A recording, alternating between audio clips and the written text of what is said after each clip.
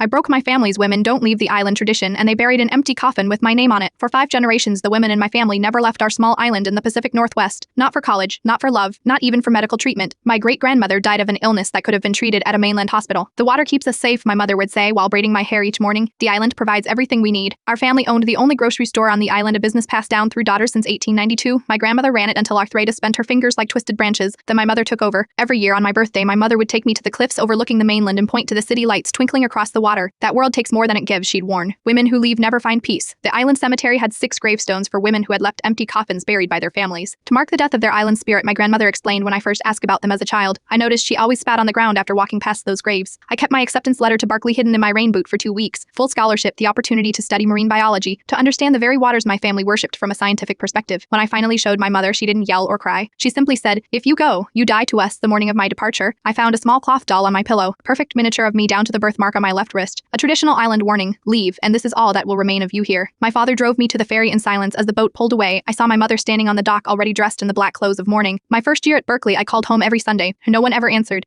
I sent letters that returned unopened. On my birthday, I received a newspaper clipping from our island's weekly paper. It featured a photo of my family standing around a fresh grave. The headline read, "Local family mourns loss of daughter." They had buried an empty coffin with my name on the headstone. I threw myself into my studies, finding comfort in scientific explanations for the tides and currents my family had mystified. I made friends, dated, built a life, but each night I dreamed of the island, its misty shores calling me home. During my junior year, a massive storm hit the island. I watched the news footage of damaged buildings and flooded streets, recognizing every location from my childhood. The family store had lost its roof. I maxed out my credit card on a ferry ticket home. The island looked smaller than I remembered. "Let's light our store." My father was hammering plywood over broken windows. When he saw me, the hammer dropped from his hand. "You can't be here," he whispered. "You are dead." "I am not, and you know it," I said. I came to help inside. My mother stood frozen among scattered canned goods and puddles of rainwater. She looked older, grayer. When our eyes met, she crossed herself, a gesture to ward off spirits. "I am real," I said, reaching for a broom, "and this place needs a lot of work." For 3 days, I helped them rebuild. We spoke little, working side by side in a strange, tense rhythm. On the 4th morning, my mother finally broke the silence over breakfast. "Why did you come back?" she asked. "You had your new world because this is still part of me," I answered honestly. "I can study the ocean and still love the island. I can leave and still belong." She studied my face for a long moment. "No one has ever returned before." That afternoon, we walked to the cemetery together. My headstone stood at the end of the row of island deserters. My mother carried a small sledgehammer. "If you were not dead to us, you shouldn't have a grave," she said, handing me the tool. I shattered my own headstone into pieces. I completed my doctorate in marine biology and now split my time between research projects on the mainland and weekends at the island store.